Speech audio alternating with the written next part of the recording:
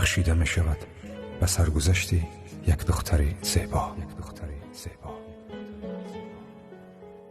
هیچ وقت آدم ها را با انتظار امتحان نکنید، زیرا انتظاری آدم ها را عوض می کند. دانستم همه فکر می کنند وقتی یکی را به خود عادت کنانند و تنها گذارند همیشه به خاطر او خواهند ساخت. اما نه، آنها نمی دانند که وقتی تو قلب یک نفر ناباوری را نسبت خود جای کرده با همه مشکلی و دردها مبارزه می برد تا تو را در مد اول فراموش کند. این تران هم قصه می کند از حس قلب زخم دیده یک دختر زیبا. سخن اولینش این بود که 2 سال عمرم را به نفری بخشیدم که به عشقم ارزنده شده نتوانست. میگوید این دخترک، گرچنده همه این را به من میگفتند، اما عشق آنقدر گمراه هم کرده بود که حتی به سخنان مادر خودم باور نمی کردم. میگفتند عشق او دروغ است، ولی سخن کسی برایم اهمیت نداشت. فکر میکردم او را آنگونه‌ای که من میشناسم کسی نمیشناسد. فکر میکردم آن سخنهایی که همیشه از عشق و دوستداری میزند همشان راستند. فکر میکردم در حقیقت او عاشقم است، ولی افسوس نمیدانستم که دوستداری تنها از طرف من بود و خلاص. او فقط برای وقتهای خالیگی خود را پر کردن با من بود، تنها برای یک لحظه خوش بودنش، تنها برای تنها نماندنش. عجبا که آدمان امروزه برای پر کردن جای خالی یکی به دیگری عشق دروغ می سازند. من همیشه به خاطر آن لحظه های گذشته ای که با عشق دروغ تو گذشت درون به درون خواهم ساخت.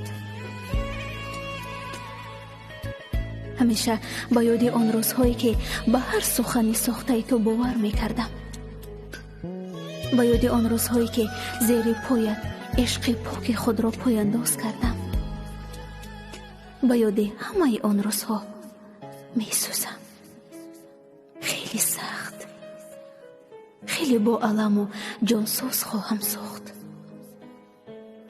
من 1.5 سال با این همه سنگدلی و نفرت های تو صبر کردم و با وجود اینا تو را تنها نگذاشتم، از تو دست نکشیدم. مبارزه بردم، گمان کردم دوستم می‌داری و میانی ما همه چی مثل قبل خواهد شد. اما سختیش در این بود که تو هر وقت میخواستی مرا عشق خود میخواندی و سراغم رو میگرفتی، اما وقتی از دیدار و صدایم سیر میگشتی بازم دوباره مرا از خودت میراندی. با من مثل غریبه ها رفتار میکردی که این همه دلسنگی و دل سردی هایت مرا خسته از خودت کردن.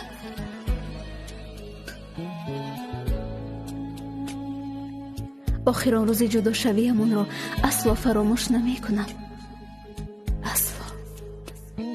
با چشمانی پر از اشک میگوید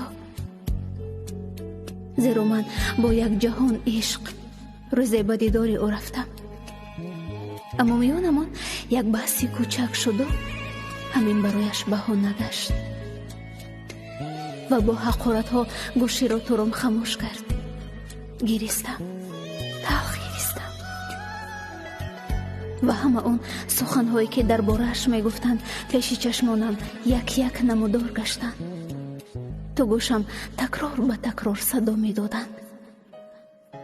دلم از او تماما ماند، سرد گشت، شکست.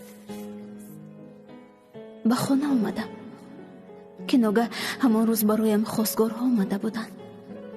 وقتی از من جواب خواستند بر قصد آن پسر رازیگی دادم. بعدم پشیمان گشت، زنگ زد، خواهش کرد تا او را تنها نگذارم، تا اونا را رد کنم، ولی قلب یک بار می شکند، امید یک بار کنده می شود و دیگر نتوانستم او را قبول کنم.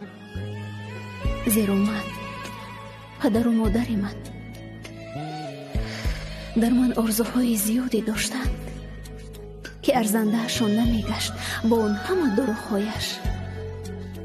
ساده دل من باور دارم که خوشبخت می شوم، زیرا هیچ بدی نسبت تو نکردم. اما تو همیشه به یاد من، به یاد خوبی هایم، گریه هایم، خنده هایم، صدایم و حتی نفس هایم خواهی ساخت و مثل من ناله تلخ خواهی کرد. آن اشکهایت را تنها ابرها به من می رسانند، چون من دیگر برایت پیدا نیستم.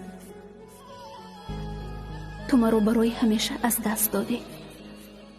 تو گذاشتی که من عزیز دیگری گردم.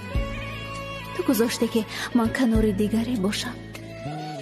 اشکهایم را تو ریزاندی و او پاک خواهد کرد و من او را دوست خواهم داشت.